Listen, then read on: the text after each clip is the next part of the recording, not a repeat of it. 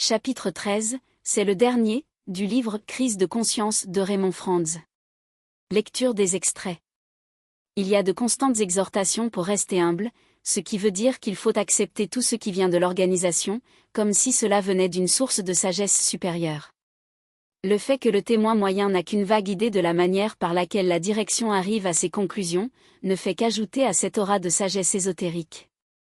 On leur dit que c'est la seule organisation sur Terre qui comprend les choses profondes de Dieu. En privé, certains m'ont dit qu'ils appréciaient leurs amitiés au sein de l'organisation et qu'ils ne souhaitaient pas qu'elles soient troublées. Mon commentaire. En effet, ces deux paragraphes résument fort bien les choses. Toutes les semaines sans exception, les TJ rappellent à leurs ouailles qu'ils sont dans la seule vraie religion et qu'il faut obéir au collège central comme les Israélites obéissaient à Moïse, par exemple. Et le deuxième point, les gens sont maintenus comme avec une carotte, si tu quittes, tu ne bénéficieras plus de ton seul cercle d'amis ou famille. Quel idiot peut penser que ça n'est pas suffisant pour obliger à rester? Retour aux extraits. Le siège international qui ne fait que s'agrandir, et qui est maintenant propriétaire d'une bonne partie de Brooklyn, les nombreuses installations de filiales, certaines avec de vastes imprimeries, tout cela construit ou acheté pour des millions de dollars. Mon commentaire. Pauvre Raymond. S'il savait. Tout a été vendu à un prix exorbitant pour construire dans un endroit magnifique à l'abri de la pollution, sans hésiter à déboiser, eux qui avaient parlé avec véhémence, dans un vieux réveillez-vous, du déboisement. Je me doutais qu'il y aurait au final un truc comme ça. Pourquoi? Parce que dans un autre vieux réveillez-vous, il disait que la vie dans des mégapoles déshumanise et je m'étais fait cette réflexion, ben qui font-ils? Ils vont sûrement déménager, mais pour aller où? Retour aux extraits.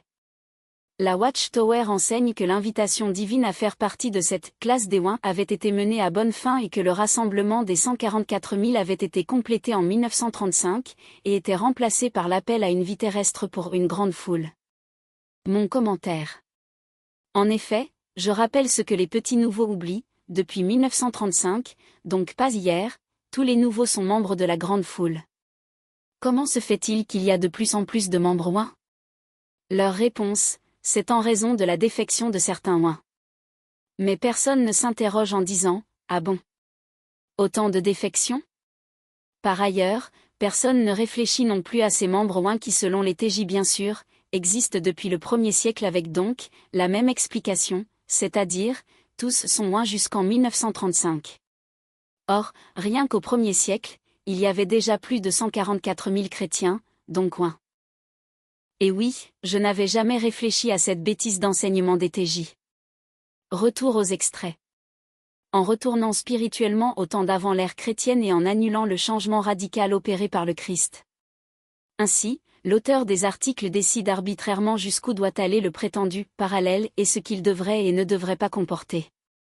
Mon commentaire. Et oui, les TJ aiment sans cesse faire des parallèles avec les Israélites des temps passés. Or, la Bible te dit clairement que Jésus a aboli tout ça et pas que certaines choses. Ces exemples sont pour notre instruction, rappelleront les TJ. Je leur réponds, oui et alors? Est-ce que ça justifie un copier-coller? Non. On en tire juste une substance et pas forcément tous les aspects, sinon pourquoi dire que Jésus a cloué tout ça sur un poteau? Et le pire, c'est que le collège central c'est lui qui te dit jusqu'où doit aller le parallèle, lui qui se trompe si souvent et qui avoue ne pas être inspiré. Lol. Retour aux extraits. Une campagne intensive est en cours pour consolider la base de cette structure autoritaire et la loyauté à son égard. Il n'y a jamais d'admission d'une erreur passée ou l'aveu franc que des déclarations actuelles contredisent un enseignement antérieur. Son droit de dicter à la conscience humaine et de contrôler les pensées personnelles. Mon commentaire. Bien vu cher Raymond, oui ce collège central assied de plus en plus son autorité en rappelant même qu'il faut lui obéir même si on ne comprend pas. Mais c'est juste hyper grave. Mais plus c'est gros et plus ça passe. Retour aux extraits. Dans chaque cas, il est clair et regrettable que le changement est dû, non pas par amour pur de la vérité ou une profonde dévotion aux Écritures, ou par compassion pour son prochain, mais il a lieu quand la position antérieure est devenue précaire, difficile à maintenir, parfois même embarrassante, comme il en est avec certains enseignements au sujet de 1914. Mon commentaire. Et oui, Le petit genou du collège central nous l'a bien dit, on ne peut plus clairement, nous ne présenterons pas d'excuses. C'est fou que ça ne gêne personne. J'en déduis que tous les TJ sont orgueilleux, car pour accepter pareil orgueil, ce n'est pas du tout qu'on est humble, c'est juste qu'on acquiesce parce que justement on est orgueilleux soi-même et donc on avalise la dite déclaration. Retour aux extraits. Un effort considérable est fait pour donner une impression favorable dans la presse. Mon commentaire. Cela était donc déjà le cas à l'époque de Raymond et ça l'est encore plus aujourd'hui, et c'est bien pour cela que les TJ qui reprochent aux autres d'être procéduriers, le sont en pire en utilisant l'argent des offrandes volontaires pour porter plainte à tout va contre des personnes qui portent atteinte à leur image alors qu'elles ne font que dire une vérité déplaisante. Extrait. Quelle que soit la détresse initiale, une détresse qui vient parfois de l'expérience avilissante d'être interrogé par des hommes qui, en fait, vous dépouillent de votre dignité humaine, qui font sentir le poids de leur autorité et ont la présomption de juger défavorablement votre position envers Dieu. Mon commentaire. Cela mérite encore de s'arrêter car je peux l'attester. Les petits anciens qu'un ami appelle les cow-boys et à juste titre, débarquent chez toi presque manu militari, posent des questions indiscrètes, te condamnent avant même de t'entendre et pour une raison, et je le précise car c'est ce qui fait la différence et que les pauvres défenseurs des TJ oublient, c'est quand tu as un problème avec un des leurs de la hiérarchie. Retour aux extraits. Le Fils de Dieu a promis qu'il aurait des disciples fidèles non seulement pendant le 1er siècle ou le 20e siècle, mais pendant tous les siècles, car il a dit « Je serai avec vous toujours, jusqu'à la fin du monde ». Et bien que ses disciples aient été mêlés à l'ivraie qui devait venir, il saurait les reconnaître. Mon commentaire. Un point hyper important et qui m'a aidé à me détacher un peu plus, Jésus n'a jamais parlé d'une religion, ni d'un groupe auquel se vouer. Il a bien dit de venir à lui et qu'il serait à nos côtés et qu'il saurait lui-même reconnaître les siens, etc. L'esclave fidèle et évasé, avisé dont parle Jésus, car l'évasé est plutôt ce collège central qui se trompe si souvent, est une parabole donnée par Jésus et non une obligation que constituerait son peuple. Jésus en a donné des comparaisons semblables sans pour autant dire qu'il y aurait accomplissement. Il faut reprendre le contexte de cette déclaration, et on le comprend tout de suite. Retour aux extraits. Je ne sais pas ce qui est arrivé et je préfère ne pas le savoir. Ou d'apprendre qu'un autre a dit, je ne connais pas les faits, mais quoi que l'organisation ait décidé, il devait y avoir une bonne raison. Lorsqu'un grand nombre de mes amis de longue date décidèrent de croire ces histoires plutôt que de venir me trouver pour apprendre la vérité. Mon commentaire. Pour ceux qui n'ont pas connu de problème, sachez que ces petites phrases sont celles qui sont dites et que vous vous dites vous-même en pensant aux excommuniés à qui vous ne parlez plus.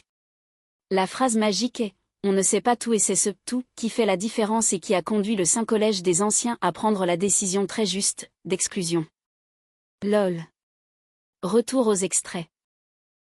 Quand Jacques dit qu'il faut mettre la parole en pratique et parle de la religion pure et immaculée, il dit que ce qui est important c'est de visiter les orphelins et les veuves dans leur détresse, et aussi de se garder exempte de souillure du côté du monde, Jacques 1 verset 22, 26 à 28.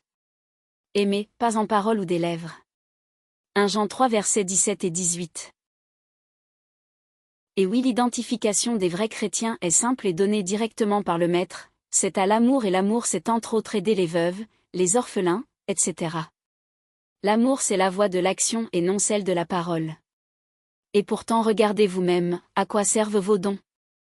Vraiment aux pauvres?